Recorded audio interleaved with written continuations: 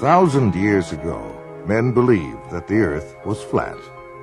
500 years ago, men believed that the earth was the center of the universe, and that the sun, moon, and stars all circled the earth. 200 years ago, men believed that it was impossible for stones to fall from the sky because there are no stones in the sky. Meteorites, they argued, were merely stones on earth that had been struck by lightning. 100 years ago, men believed that man could never fly. Bishop Wright said that flying was reserved for the angels. His two sons, Wilbur and Orville, later proved their father wrong. 50 years ago, Sir Harold Spencer Jones, the director of the Greenwich Observatory, predicted that man would never set foot on the surface of the moon. It's one small step for man, one giant leap for mankind. 30 years ago, stories about UFOs circling the globe and landing on this planet were considered hoaxes or hallucinations. Yet more than 15 million witnesses, equipped with photographs, movies, videos, physical records, and scientific data, have proven again that man can be wrong. Most people today envision UFOs to be exactly as they are portrayed in most science fiction films and books. This is, of course, a relatively recent conception that has been stimulated perhaps by our expanding knowledge of outer space. But strange sights appeared in the skies long before spaceflight or manned flight of any kind was possible. And in each century, these visions took on identities that tell much about the worldview of those who saw them. Alexander the Great and his army, for instance, were harassed by a pair of flying objects in 329 BC. Most of the soldiers fled the scene, but some of the hardier men stood their ground and tried to hit the discs with their arrows and with stones from their slings. In 1492, just 4 hours before discovering land, Christopher Columbus saw a bright glowing object come out of the sky, go into the water, and travel slowly through the water very close to the ship that he was on. Engraved onto a French token minted in the 1860s is a disc-shaped flying object that experts say may have commemorated a daytime UFO sighting. The great British astronomer Edmund Halley of comet fame also saw a series of unexplained aerial objects in March of 1716. One of them lit up the sky for more than 2 hours and was so brilliant that Halley could read a printed text by its light. There were sightings in 1897 of a lighter-than-air ship that had propellers, porthole windows, and brilliant searchlights which it directed at the ground. In 1917, what may have been the largest crowd ever to witness a UFO occurred in Fatima, Portugal. 50,000 people watched in amazement as a huge silver disc began spinning like a windmill and dancing about in the sky. After plunging toward the earth, it climbed back into the sky and disappeared into the sun. One night during the summer of 1948, Clyde W. Tombaugh, the astronomer who discovered the planet Pluto, was sitting in the back of his home at Las Cruces, New Mexico. He and several witnesses, including other members of his family, watched a strange glowing craft move overhead. All of the witnesses agreed that the object was definitely a solid ship and that it was probably some form of extraterrestrial device. World War II Allied Air Force pilots reported UFO sightings over Germany. They appeared out of nowhere and seemed to be toying with the aircraft. Military pilots termed them Foo Fighters, Foo being the French word for fire. Retired Air Force Major Paul Deutsch describes an encounter with his crew over Japan. The particular one that my crew saw was an orange-red color, and it paced our aircraft for miles and miles off the left horizontal stabilizer. We don't know how far off. It's very difficult to determine. And so the top gunner, who had control of all the guns in the back of this B-29 bomber, fired a burst. The tracers were seen to go directly toward it, but nothing happened. It's at that time that I saw it. We thought it was a Japanese secret device, probably developed by the Germans. And I might add that the fellows over in the European theater thought it was a German device, and the Germans thought it was an Allied secret weapon, and everybody thought it was somebody else's. No one knew what it was. On December 5th, 1945, a squadron of 5 Avenger torpedo bombers with 14 experienced crew members flew out of Fort Lauderdale Naval Air Station in Florida. It was a short, routine flight. Each plane had a full load of fuel, and weather conditions were excellent. But something strange happened. The flight leader called in and reported not having any sense of direction. Air Control then ordered the squadron to head due west. The leader, with alarm in his voice, then said, "We don't know which way is west. Everything is wrong, strange. We can't be sure of any direction. Even the ocean doesn't look as it should." He then stated that weird, unidentified aircraft were closing in on them.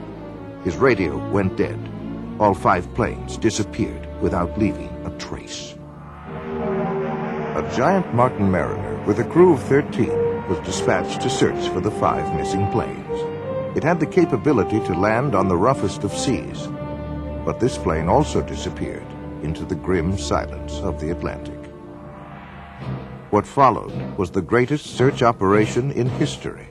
For 5 days, an armada of 300 planes and 21 ships crisscrossed the sea and sky, but no trace of the 6 aircraft or 27 crew members were to be found. To this day, it remains a mystery as to what happened. Some believe the mystery may be found in the UFO phenomenon, wherein lie a number of questions. Could UFOs possibly be real? If so, what intelligent forces are behind them? What are their intentions? Are they hostile, friendly, or merely curious? Where do they come from? Do they originate on Earth, or do these machines and creatures come from somewhere out among those mysterious winking stars in the black vastness of space?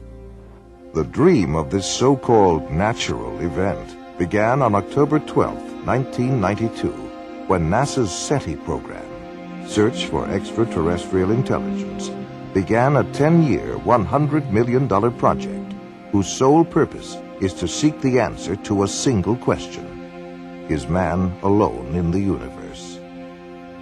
The centerpiece of the SETI program is the Arecibo radio telescope in Puerto Rico. Its 1,000-foot-wide antenna dish makes it the most powerful telescope in the world, with the effective power of 20 trillion watts.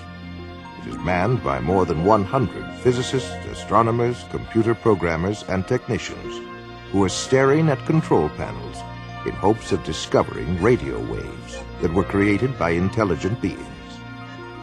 But why all of this special attention to the search of intelligent life beyond Earth? Some would argue that it is the byproduct of what has become known as the modern flying saucer era, which began on June 24, 1947. Kenneth Arnold, a 32-year-old Boise, Idaho businessman, was flying his single-engine plane over the Cascade Mountains of Washington. Arnold tells his story.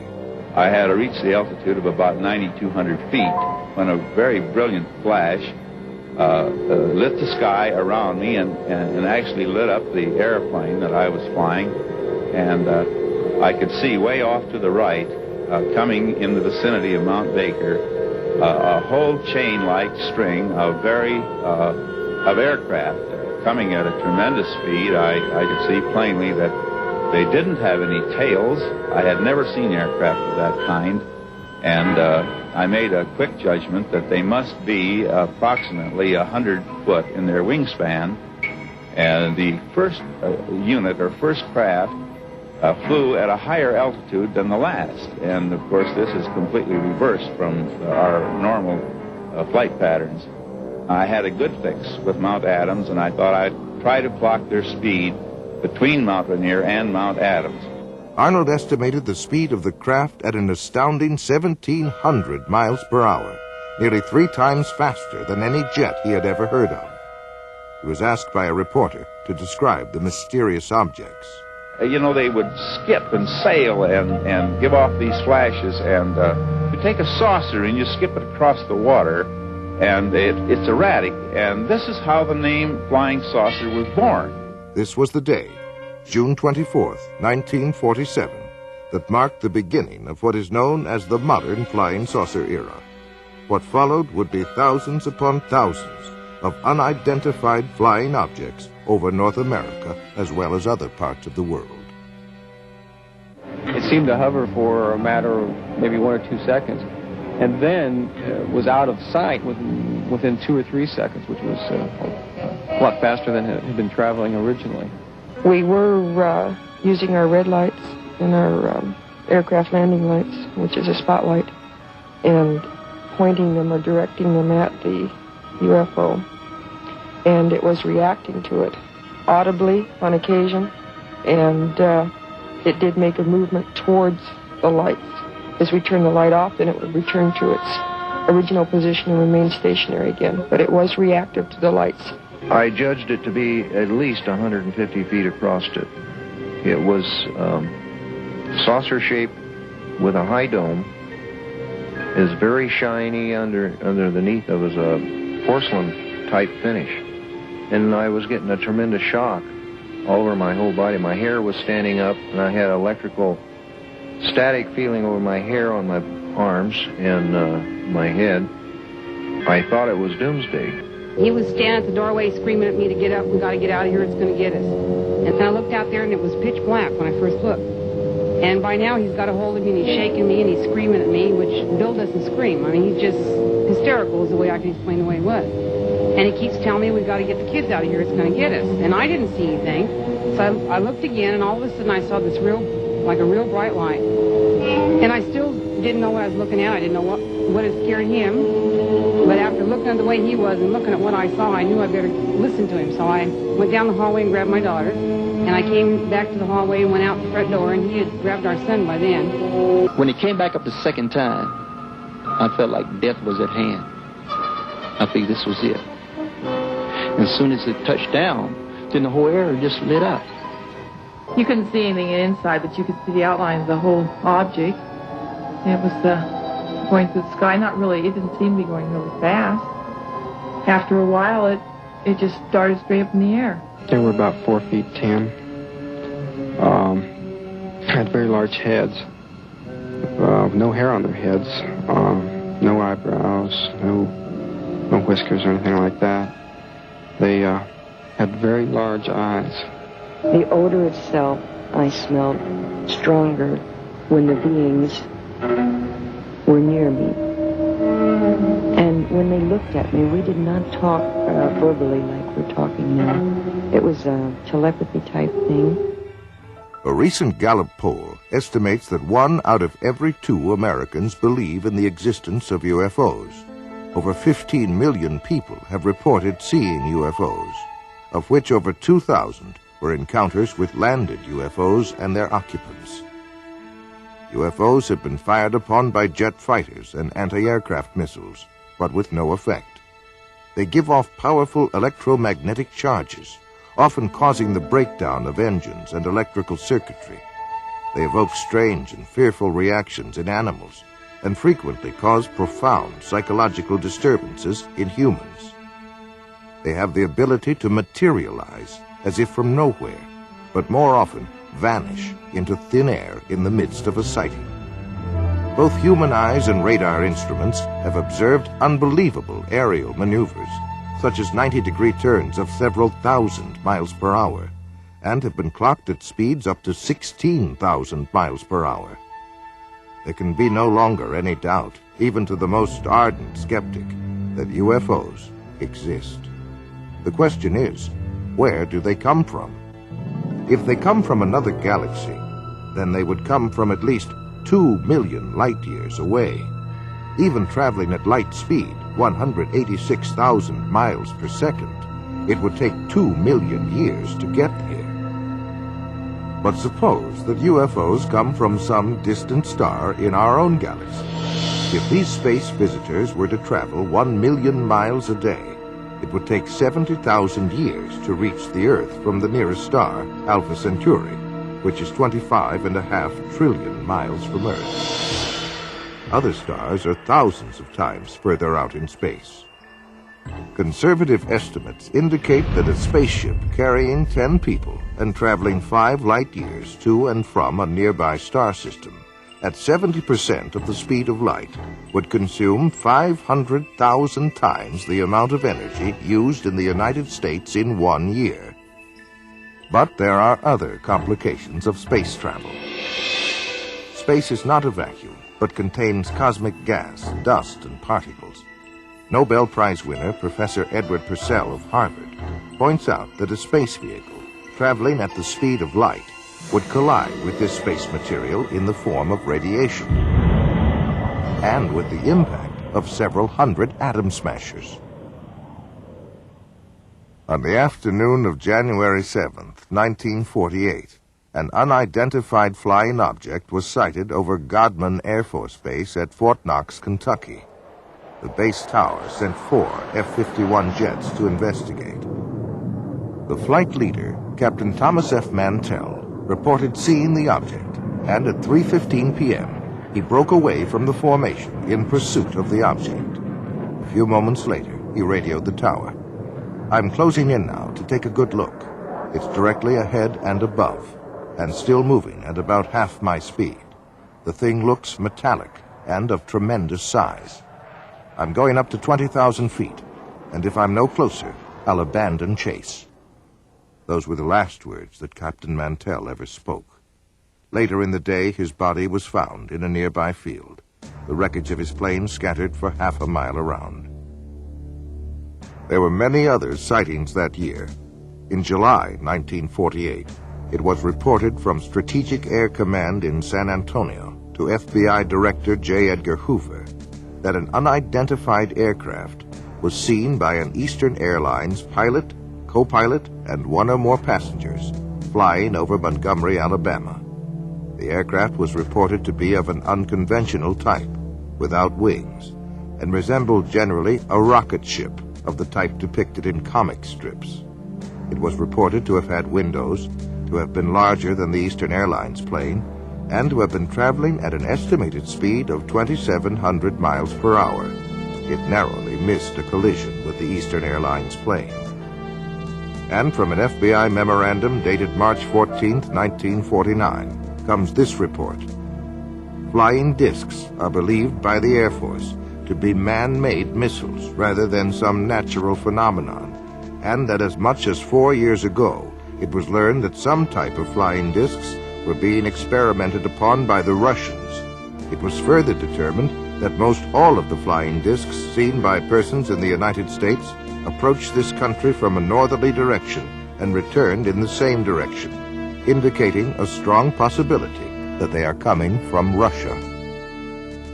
On the evening of July 19, 1952, Senior Air Controller Harry G. Barnes at National Airport in Washington, D.C., picked up 7 slow-moving objects on his radar scope. He called Andrews Air Force Base and learned that they were seeing the identical blips on their radar. A pair of F-94 Air Force jets were soon searching the skies over Washington, where they found nothing.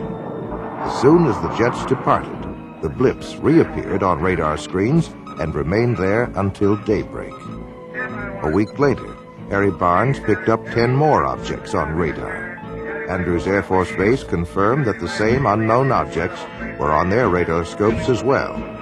Barnes called the Pentagon, and another pair of jets came howling over Washington. But now the UFOs remained visible on the screens, and one of the jet fighters reported a visual sighting of 4 lights. At one point, the pilot radioed that the lights were surrounding his plane. But soon the UFOs sped away and disappeared into the night. Later that morning, Harry Barnes made this statement, quote, "There is no other conclusion that I can reach but that for 6 hours on the morning of the 26th of July, there were at least 10 unidentifiable objects moving above Washington. They were not ordinary aircraft, nor in my opinion could any natural phenomena account for these spots on our radar," end quote. The Pentagon was inundated with questions from the press, and President Harry Truman asked Secretary of Defense Forrestal to find out what in the world, or out of it, was going on. On October 27, 1952, the FBI issued this memorandum. Air intelligence still feels flying saucers are optical illusions, or atmospherical phenomena. But some military officials are seriously considering the possibility of interplanetary ships. Investigative journalist Frank Edwards, author of Flying Saucers, Serious Business, offers the following commentary. This is Frank Edwards reporting. How real are the flying saucers, officially called unidentified flying objects? On December 24, 1959, the Inspector General of the Air Force notified all Air Base commanders that flying saucers are a serious problem. The government of the United States has issued orders advising the military how to recognize the UFOs, how to report them, and how to handle fragments of them. Slowly but surely, the nature and extent of this remarkable phenomenon has become public knowledge.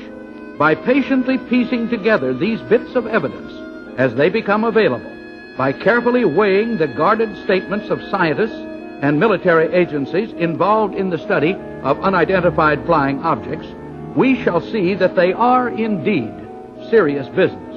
The variety of witnesses of UFOs is endless. They include military personnel from the Air Force, Navy, and Marine Corps, radar specialists, aeronautical engineers, airport traffic controllers, astronomers, FBI agents, state, county, and city police, pilots and crews from American, United, Eastern, Pan American, Northwest, Western, and TWA were also on the list of witnesses.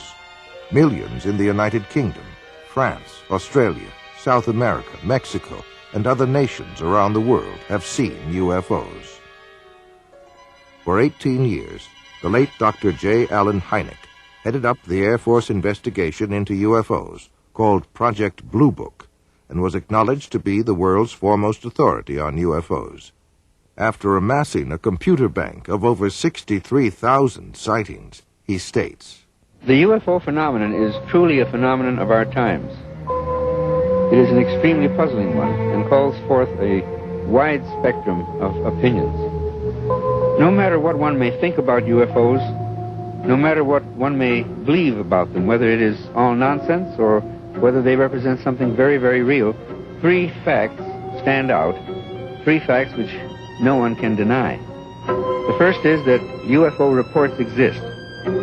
Secondly, that UFO reports come from all over the world. And the third is that many are made by highly responsible people, often scientifically trained. We scientists have no positive proof yet of the origin or even of the reality of these strange reported craft. But we do know that the reports themselves are very real. To find the answer to this magnificent scientific puzzle, the UFO phenomenon, we need to approach it with a truly open mind so we can explore all possible avenues of explanation." Among those who claimed to have seen UFOs was Senator Barry Goldwater, who said, quote, "Flying saucers, unidentifiable flying objects, or whatever you want to call them, are real," end quote. Astronaut Gordon Cooper said, quote, "I believe these extraterrestrial vehicles and their crews are visiting this planet from other planets, and they're obviously a lot more technically advanced than we are here on Earth," end quote. General Douglas MacArthur was the supreme commander of all Allied forces in the South Pacific during World War II. He believed in UFOs, and even commissioned a report that was over 20,000 pages long. During one of his last speeches to the cadets at West Point, he said, "Gentlemen, the next war will not be an international war, but an intergalactic war." He assumed that not only were there UFOs from another planet, but that they were hostile.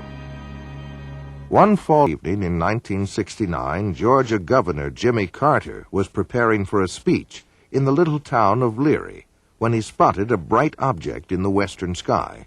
Carter describes his experience. There were about 20 of us standing outside of a little restaurant, I believe, a high school lunchroom, and a kind of a green light appeared in the western sky. This was right after sundown, and it got brighter and brighter, and then eventually it disappeared.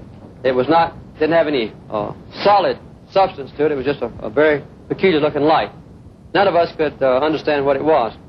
Former President Ronald Reagan made statements concerning UFOs on 18 different occasions while in office.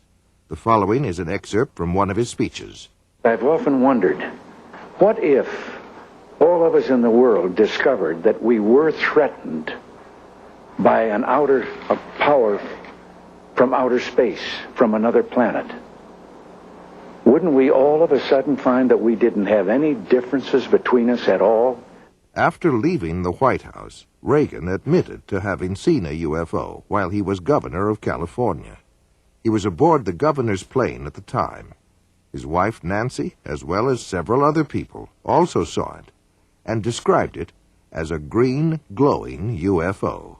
They chased it for some 300 miles before it went out of the plane's range.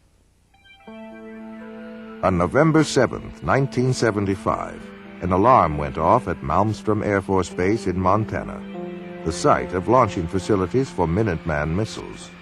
A sabotage alert team immediately went to the site, where they saw a glowing orange disk the size of a football field hovering over the area. It began to rise, and the North American Air Defense Command radar picked it up when it reached an altitude of 1,000 feet. 2 F-106 jet fighters were dispatched from Great Falls, Montana, to intercept the craft. But before the fighters arrived, it disappeared from the radar screens. The next day, there were more sightings, both visual and radar, over the base. Each time the jets screamed into the area, the UFOs shut off their lights and reappeared only after the jets left. In the next 8 months, 130 similar reports were logged at the base and in the surrounding county. An early and prominent champion of UFOs was one Donald E. Kehoe, a U.S. Naval Academy graduate and retired Marine Corps major. In the January 1950 issue of True magazine, he wrote a comprehensive article on UFOs. It caused an instant sensation and became one of the most widely read and discussed articles of the day. He claimed that none of his high-level sources would talk about UFOs, which he took as powerful evidence that something tremendously important was being covered up.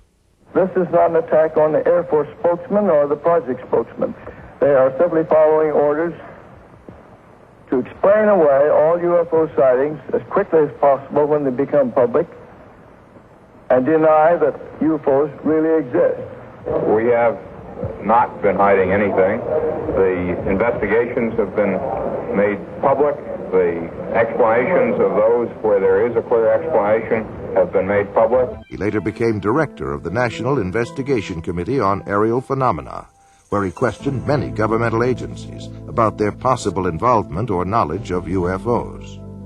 The following is an excerpt of a letter from the FBI in answer to one of Major Kehoe's inquiries. In response to your letter of September 22, 1958, this Bureau does not have information on unidentified flying objects which can be released. This does not imply that this Bureau has information concerning unidentified flying objects which cannot be released. Possible communications with extraterrestrial vehicles from another planet, should the unidentified flying object prove to be an extraterrestrial, is not a function of the Federal Bureau of Investigation. Signed, John Edgar Hoover, director of the FBI. There are 6 distinct categories of sightings. Close encounters of the first kind refers to a mere sighting of an unidentified flying object. Close encounters of the second kind includes both the sighting of a UFO as well as tangible proof of the craft having been there, such as marks on the ground, the scorching of grass, or the interference of electrical circuits. Close encounters of the third kind is the direct confrontation with a space being or entity sometimes called a humanoid. Close encounters of the fourth kind involved alleged abductions by UFOs, where people claim to be involuntarily taken on board a UFO, usually for experimental purposes. Close encounters of the fifth kind involve contactees, or those persons who claim to be in personal contact with UFO entities, usually through metaphysical or occult means. Close encounters of the sixth kind include injuries or deaths resulting from a UFO close encounter.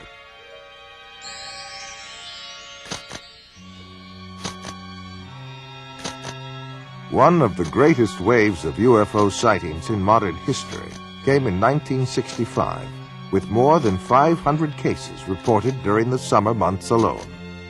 One such case was near Ann Arbor, Michigan, where 50 people and 12 police officers in 3 counties reported having seen objects flashing across the pre-dawn skies. That evening, 87 female students at Hillsdale College near Ann Arbor watched an object flying around and flashing bright lights for a period of about 4 hours.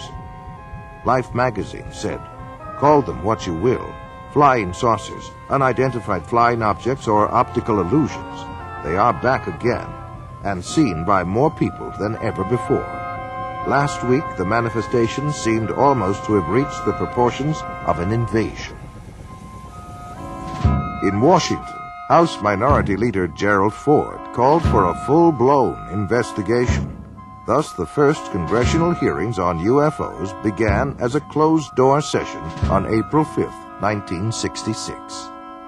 Their conclusion was that a major university be given the job of researching the UFO phenomena.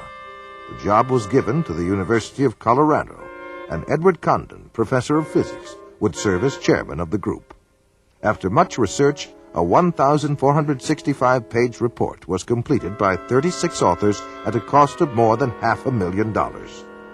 The report was summed up under the section titled Conclusions and Recommendations. It states, "Our general conclusion is that nothing has come from the study of UFOs in the past 21 years that has added to scientific knowledge.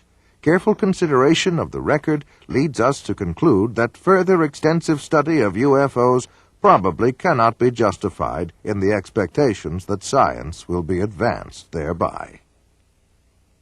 On April 17, 1966, Sheriff's Deputies Dale Spower and Wilbur Neff had just investigated an accident when they noticed a glowing object about 1,000 feet above the ground in eastern Ohio. They then began pursuit at speeds of nearly 90 miles an hour. The third officer, Wayne Houston, was listening to their radio and joined the chase. 85 miles later, they pulled into a service station for refueling, where they met patrolman Frank Panzanella, who had also been tracking the UFO. The officers all stood together, watching the object hover to the east. At that point, the object shot upward at great speed and disappeared. Project Blue Book was called in to investigate.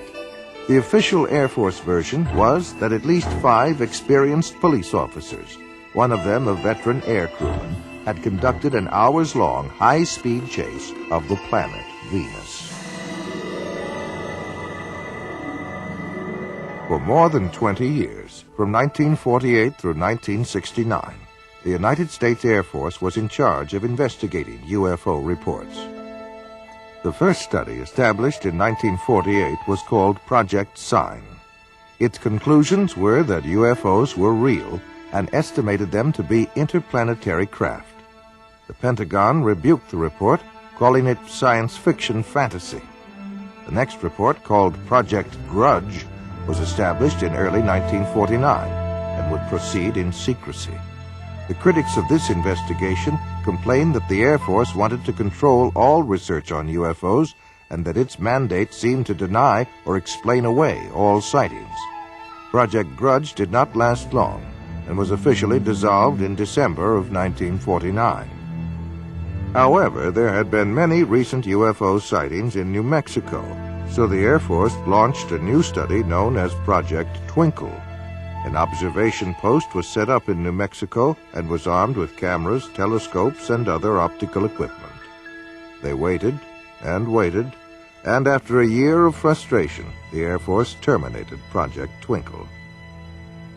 It was not long after this that the government began a new policy of cooperation with the press by issuing regular releases about sightings and investigations. This was followed by a boom year of over 1,500 reports in 1952. The Air Force then established a task force codenamed Project Blue Book, which was to become the most systematic of all studies done by the Air Force. Witnesses received an 8-page questionnaire, photographs were analyzed, and field interviews were conducted. Investigators monitored aircraft flights and checked weather records. On the whole, the Project Blue Book team successfully weeded out UFO reports that were obvious hoaxes or those that could be attributed to natural phenomena. However, for those cases that remained unsolved, investigators had two choices: admit that they had failed to identify the object or embrace any remotely feasible explanation. Project Blue Book was terminated in 1969. It concluded that little, if anything, has come from the study of UFOs, and that the least likely explanation of UFOs is the hypothesis of extraterrestrial visitations by intelligent beings. On the evening of October 25, 1973, a young Pennsylvania farmer, Stephen Pulaski, and at least 15 other witnesses saw a bright object hovering over a field near them. Stephen grabbed his rifle and went to investigate. It was then that he noticed something walking along by the fence. They were hairy and long-armed, with greenish-yellow eyes, and a smell like burning rubber was present. Stephen sensed that these creatures were not friendly and fired a tracer bullet over their heads. And when they kept on coming, he fired directly at one of them. The creatures then all disappeared into the woods, and the glowing object disappeared from the field instantaneously. UFO researchers as well as a state trooper were called in to investigate. When they arrived, the people there told them that Stephen had been growling like an animal and flailing his arms. His own dog ran toward him, and Stephen attacked the dog. Stephen then collapsed, and after a time began to come to his senses. The entire group commented on the nauseating, sulfur-like odor that was present. One of the earliest references to a spacecraft is probably that found in an ancient Egyptian account, some 1,500 years before Christ. One of the characteristics of that craft was the foul odor that emitted from it. The Amityville Horror was based on a factual account of what happened to a family in Amityville, New York. An irritating and nauseating odor seemed to accompany the presence of the ghost or spirit entity that entered there from time to time. Whitley Strieber wrote of his abduction experiences in his book Communion. He said he could smell their presence and that it smelled like sulfur. On October 11th, 1973, Charles Hickson and Calvin Parker were fishing when a strange craft descended and hovered near them. Parker passed out, and Hickson was paralyzed, but was able to continue observing what was happening. Two entities then emerged from the craft and picked Hickson up by his arms and carried him inside the ship, where he was thoroughly examined. He was then taken back to where they had been fishing on the riverbank. When the two fishermen went to the sheriff's office to report their story, they were interrogated and then left alone in a room with a hidden microphone. The recording of their conversation revealed that both men were quite frightened by their experience. The emotional trauma had been so great to Parker that after Hickson left the room, he began to pray. Ultimately, he suffered a nervous breakdown as a result of his experience. In the spring of 1959, UFOs brought panic to Soviet radar and Air Force personnel by hovering and circling for more than 24 hours above Sverdlovsk, headquarters of a tactical missile command. Red fighter pilots were ordered airborne to chase the UFOs away, but later reported that the alien objects easily outmaneuvered their jets and zigzagged to avoid their machine gun fire. The Russian spacecraft Salyut-6 returned to Earth in 1978 after 96 days in orbit. They told of a formation of UFOs which trailed them closely for 3 complete orbits around the globe. One of their cameras captured 20 minutes of incredible motion picture footage of this encounter. According to a previous mutual agreement, the Russians forwarded copies of the film to the United States to be analyzed. Unofficial statements from NASA state that it is the best motion picture footage ever filmed of UFOs. The foremost Russian authority on UFOs, Dr. Felix Zeigel, contends that UFOs may have frightened, harassed, and possibly even killed Russian cosmonauts on their missions. T-minus 25 seconds. 20 seconds and counting. T-minus 15 seconds. Guidance is internal. 12, 11, 10, 9. Ignition sequence start. 6.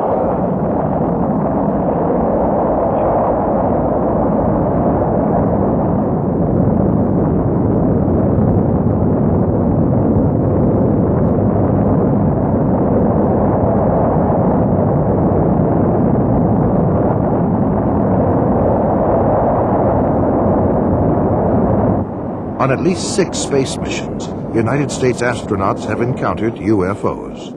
Journalist Frank Edwards records the following incident. As Major Cooper was making his final orbit of the Earth in May of 1963, he was approaching Perth, Australia. Suddenly, Major Cooper radioed down to the tracking station that he was being approached by a greenish glowing disk with a faint red glow on one side. It was traveling east to west, which no man-made satellite does. 200 persons at the tracking station watched the object on the gear there. They saw it approach Cooper. Then it veered away from him and sped on out into space. It was only the first of many such cases. Every American astronaut since Gordon Cooper has also been approached by unidentified flying objects. And each time the UFOs come closer to the astronauts, and each time they remain a little longer.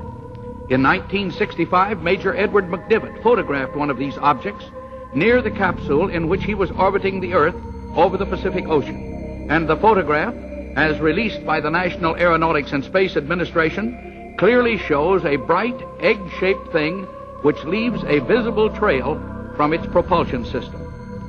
The more we study the evidence that is being assembled all over the Earth, the more inescapable the conclusion that man had best prepare himself for the greatest event in human history, the realization that we are about to contact or to be contacted by sentient beings from elsewhere in the universe. The late General Douglas MacArthur said that this confrontation would be the greatest challenge man ever had to face. Are we ready for it when and if it comes? Frank Edwards reporting.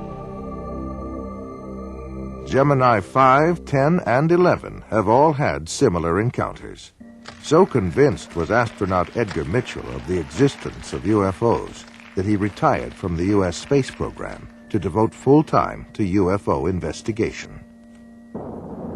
During our first mission to the moon, Mission Control recorded the following broadcast of strange noises that were heard on the Apollo 11 spacecraft.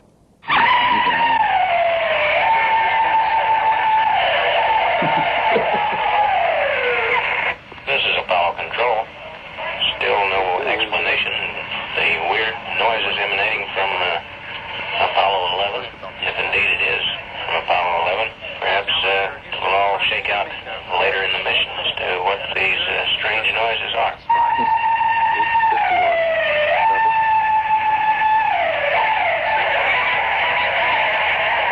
Emphasis, UFO UFOs have reportedly dogged the U.S. space program since the very beginning. UFO researchers claim that NASA's own logs show that virtually all of the early Gemini and Apollo missions encountered UFOs. NASA has explained most of these sightings as space debris or solar flares, but some of its own astronauts have disagreed. UFO sightings have been reported by James Lovell, James McDivitt, Wally Schirra, Deke Slayton, Gordon Cooper, and others. In March 1989, some strange transmissions occurred during a spaceflight. A Maryland ham radio operator picked up the voice of Discovery pilot Colonel John Blaha speaking on a secret NASA channel.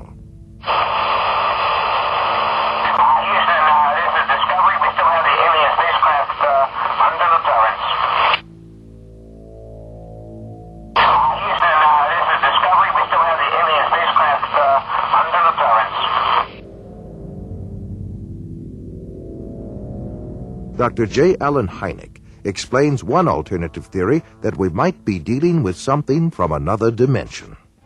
One of the most intriguing aspects of UFO sightings is their apparent isolation in space and time.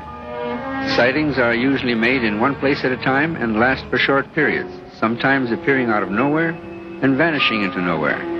This is much more suggestive of a parallel reality than, let's say, visits from some faraway planet, in which case we might expect them to stick around for a while. The British journal Flying Saucer Review was established in 1955 and is widely recognized as the leading UFO publication in the world. It is authored by over 50 experts worldwide who conduct major UFO investigations. Yet an official statement by editor Gordon Creighton is most amazing. Quote, "There seems to be no evidence yet that any of these craft or beings originate from outer space." End quote. Close encounters of the fourth kind are by far the most frightening. Those who claim to have been abducted by aliens and taken against their will. Perhaps the most famous case was that of Betty and Barney Hill. Their story began on the night of September 19th, 1961, as they were returning to their New Hampshire home from a vacation in Canada. They saw a distant point of light which seemed to move erratically. As it moved closer, it became more intense. Betty Hill remembers. This craft left the top of the mountain, came out of the highway, and stopped in midair. Barney took the binoculars and started out of the car in an attempt to identify the craft. And as he did this, he saw a group of figures standing in the windows looking down at him. One was saying to him, "Don't be afraid. Keep looking, stay there. Don't be afraid. No harm's going to come to you, but stay there." And the craft started to descend. And Barney ran back to the car, saying we had to get out of there. They were going to capture us. And we took off speeding down the highway. They made it home without further incident, but in the days and months that followed, they experienced nightmares, flashbacks, and extreme anxiety. They were also unable to account for more than 2 hours between the time they first encountered the UFO and the time they reached home. Where had the missing time gone? What had happened? They sought out a psychiatrist, and through hypnosis, Betty and Barney Hill narrated a tale much stranger than the one that had been lodged in their conscious minds. Barney put on the brakes, the car motor died. They separated, came up on each side, took us out, took us in a path through the woods, took us on board, gave us physical examinations. We were being kidnapped. Betty Hill remembers being able to offer a detailed description of her alien abductors. They were all shot. The leader, I would say, was my height, or just a little taller than I am, and I'm 5 foot. They were bald, no hair, no eyebrows, no eyelashes, and no earlobes, no ear, we could say. Very large eyes, very small, flat nose, thin slit for men. Betty Hill said that they were most interested in human sexuality and that they communicated through a form of telepathy that sounded like a voice loud and clear inside their heads. Bud Hopkins has written several books on UFOs, including Missing Time and Intruders. He is one of the foremost experts on abduction cases, otherwise known as close encounters of the fourth kind. And now we've come to the conclusion that abduction, of their involvement with human beings, that this is the center of the entire UFO phenomenon, and that actually when people have UFO sightings, it's very possible that what they're seeing is something on its way to or from an abduction of somebody. They're not just flying around up there, they are interested very profoundly in human beings. Whitley Strieber claims to have been abducted by alien beings on more than one occasion and wrote of his experiences in his best-selling book, Communion. I've had, since I wrote Communion, over 55,000 letters from people around the world who've had this similar things that think they have happened to them, and we still get about 200 a week. The Intruders Foundation and the Fund for UFO Research show that 1 out of every 50 American adults, 3.7 million people, indicate that they may have had an abduction experience with an unidentified flying object. I remember my mother was taken in a Jeep, and that I was there with a UFO. There was a beam of light that came down, and I was beamed onto the ship. These experiences sound crazy. It sounds impossible. It is impossible according to our physics, but we often use hypnosis to help flesh out all the recollections. A top scientist, Dr. Leo Sprinkle, conducted a 5-year study of 82 persons who reported UFO experiences. Most of them were able to relive the experience through hypnosis, and all suffered severe psychological disturbances afterwards. They claimed to have been taken inside spaceships and examined by humanoids who communicated telepathic messages to them. Dave Hunt is an investigative journalist. His research and consulting expertise takes him around the world. Cal State University, Long Beach. And again, I forget the names of the scientists there who were working on this, and this is a number of years ago now. They did research, and they took people at random. And unless you're going to say everybody's been abducted, they took people at random and who had no such idea, no indication they'd ever been abducted. And they hypnotized them, took them into a deep state, then suggested that they were being approached by a UFO, asked them to describe it. Their description was the same as the others. They suggested, you're being taken aboard, or what do the entities look like? And they came up with similar descriptions, and then when they're taken aboard, they're, what's happening to you? Well, I'm getting a medical examination, you know, or... In his book, Secrets of the UFOs, ufologist Don Elkins made the following observation. I have found that some people can achieve the contact phenomenon simply by being hypnotized, and the same general message permeates over 90% of the millions of words received by thousands of people around the world. No one knows what hypnosis is. No one knows what goes on in the mind. It's an altered state of consciousness like yogis and witch doctors have been practicing.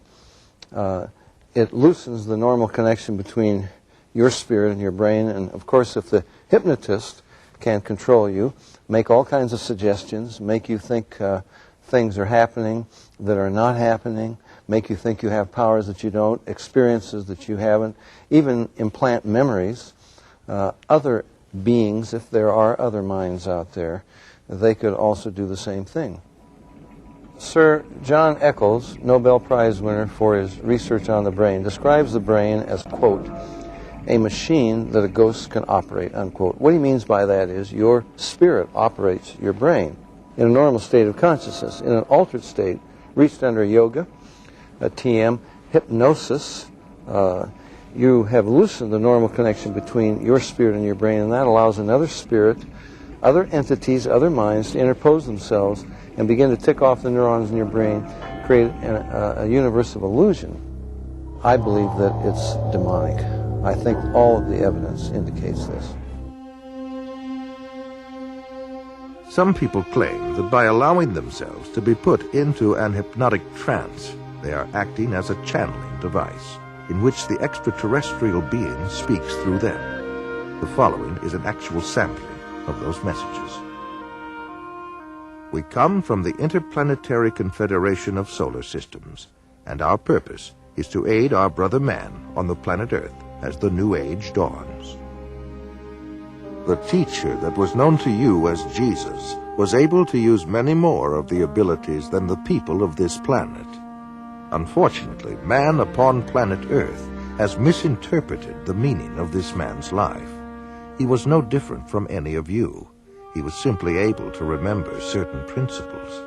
These principles may be realized by anyone at any time. It is only necessary that you avail yourself to our contact through meditation in order to begin to re-realize that which is rightfully yours, the truth of the creation and the truth of your position in it. Know ye not that ye are gods? We have been puzzled at times by the inability of the people in general of this planet to be awakened to this simple truth. We find that the state of hypnosis brought about by the evolution of thought of the people of this planet is so great that it is necessary for him to maintain a constant awareness of his spiritual nature with meditation. Man is now in the transitional period before the dawn of a new age. With peace, love, brotherhood, and understanding on man's part, he will see a great new era begin to dawn.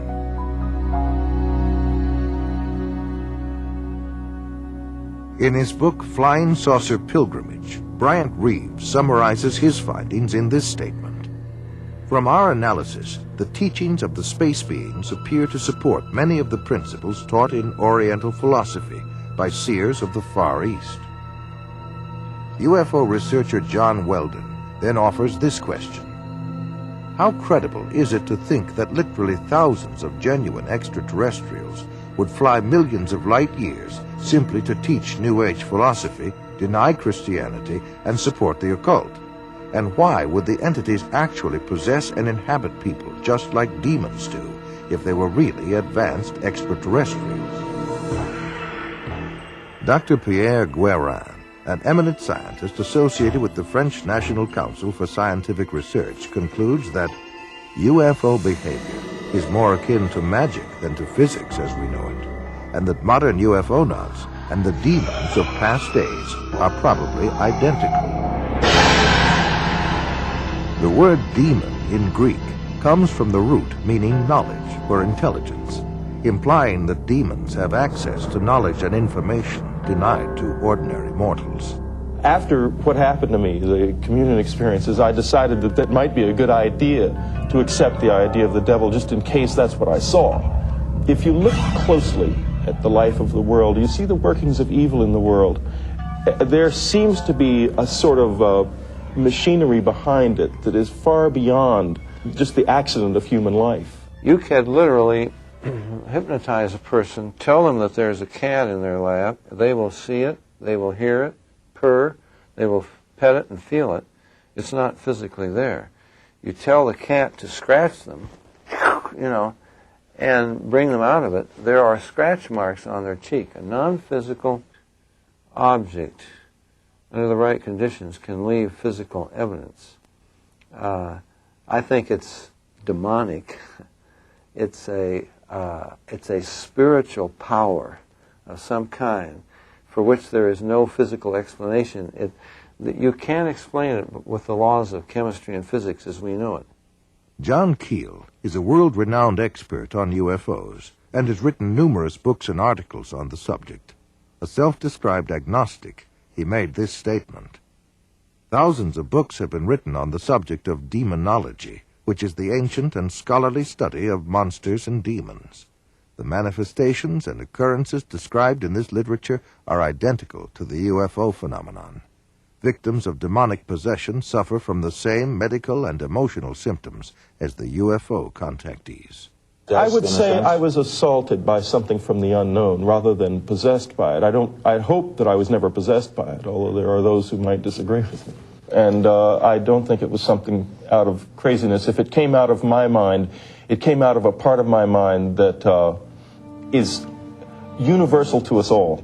Like Stryper, there are thousands of others who have also sensed something evil and demonic. Something is here, probing people, inspecting them, planting thoughts in their minds, and manipulating their bodies. I do know from different things that are still occurring within my body that I'm still being visited. In Close Encounters of the Third Kind, that first film that came out about UFOs, the house that the mother and little boy were living in, you know, the toys began running around and screws unscrew them in the presence of UFOs. What the film was saying was the same people that run UFOs run haunted houses. And I would say that's absolutely true. In 1969, the United States Printing Office issued a 400-page publication entitled UFOs and Related Subjects, an Annotated Bibliography. The author was the senior bibliographer for the Library of Congress, Miss Lynn E. Cateau. During her research, she read over 1,000 articles, books, and other literature. She summarizes her findings in the preface of the bibliography. A large part of the available UFO literature is closely linked with mysticism and the metaphysical. It deals with subjects like mental telepathy, automatic writing, and invisible entities, as well as phenomenon like poltergeist manifestations and possession. Many of the UFO reports now being published in the popular press recount alleged incidents that are strikingly similar to demonic possession and psychic phenomenon that have long been known to theologians and parapsychologists. This document was compiled for the United States Air Force and is now in the Library of Congress. Dr. Jacques Vallée has addressed the United Nations on UFOs and was the model for Lacombe in Steven Spielberg's Close Encounters of the Third Kind. He is the author of 8 books on UFOs and has been widely recognized as the premier investigating scientist in the realm of UFO research. In his book, Messengers of Deception, Vallée says, an impressive parallel can be made between UFO occupants and the popular conception of demons. And in his book, Confrontations, he writes, the medical examinations to which abductees are said to be subjected, often accompanied by sadistic sexual manipulation, is reminiscent of the medieval tales of encounters with demons. He also made this statement, I believe that when we speak of UFO sightings as instances of space visitations, we are looking at the phenomenon on the wrong level. We are not dealing with successive waves of visitations from space. We are dealing with a control system. And he states, UFOs are the means through which man's concepts are being rearranged. They are engaging in a worldwide enterprise of subliminal seduction. Jacques Vallée, at least at that time when he wrote that book, was an agnostic. Interesting that he comes to basically the same conclusions I do as a Christian from my research. And he said about UFOs, they're real, but they're not physical. They're messengers of deception. And this was based on his research of about 20 years. They seem to be psychologically preparing, setting us up for some ultimate delusion that is too horrible even to imagine as yet. I would agree with that. Dr. I.D.E. Thomas is one of a long line of Welsh preachers. He is currently the senior pastor at the First Baptist Church of Maywood, California, and has authored several books which have enjoyed wide circulation. In his book, The Omega Conspiracy, Dr. Thomas explains the phenomenon of unidentified flying objects and offers an explanation that could identify the beings who operate them. As incredible as his explanation may sound, let us regard the ancient saying of Heraclitus, who 500 years before Christ said, because it is sometimes so unbelievable, the truth escapes becoming known. The answer to all this and the clue to this cosmic riddle may be found in the ancient book of Genesis. And back there in chapter 6, we are told of a very amazing and bizarre event. The sons of God saw the daughters of men and saw that they were beautiful, and they lusted after them. And then we read they married them and sired children from them. For the past 1,500 years, most scholars, including evangelical scholars, have interpreted the sons of God as the good sons of Seth, and the daughters of men as the wicked daughters of Cain. They've adopted that interpretation because the other one is so bizarre and outlandish. The ancient interpretation, and in my opinion the correct one, is that the sons of God were demonic beings or fallen angels, and that they came down to earth, they lusted after the daughters of men, they married them, and produced this amazing progeny, this hybrid progeny of the Nephilim. And the very word Nephilim does not mean giants. It comes from the root Nephal, fallen ones. The early Christian fathers in the first 4 centuries, men like Irenaeus, Tertullian, Ambrose, for 400 years they knew no other interpretation except that the sons of God were angelic beings. Josephus, the cosmopolitan Jewish historian, says the same thing. We read in the book of Job that when God laid the foundation of the earth, the sons of God shouted for joy. Obviously, the sons of God could not be human beings. Adam had not been created. If this was a case of just mixed marriages between good men and wicked women, it is surprising that God should have issued the fire of judgment that he did. God took this stern action of wiping out the human race. Now, the only family that were left intact in order to re-establish, repopulate the new world was the family of Noah. Noah, we are told, was perfect in his generations. The word perfect does not mean, in this case, morally perfect. Because we know from the story of Noah, and especially what happened after the flood, that Noah was not perfect. What it means is like a lamb for the paschal sacrifice, that lamb had to be without blemish, physically pure, without blemish. So it seems was the case of Noah, the only family that remained uncontaminated from these strange beings that appeared from space. The only line that was pure and clean from God's standpoint to start a new world and a new civilization. Jesus said, as in the days of Noah, so in the days of the coming of the Son of Man. Of all the patriarchs and prophets of the Old Testament, the key to prophecy above all others is Noah. And something happened in the days of Noah that was a distinctive characteristic of Noah's time that didn't happen before or after. Wars and famines and pestilences and natural disasters have always happened. But something happened in the days of Noah, and the most sinister and bizarre of all the things that happened was this intermarriage between the angelic race and the human race. And of course the mastermind behind it all was another angel, a fallen angel, Lucifer. Now we believe that as they came in those days, we may very well be on the edge of another invasion from outer space, that Satan will once again make another attempt, maybe the final assault on the human race, in order to wean men and women away from the worship of God. He has tried before, he will inevitably try again.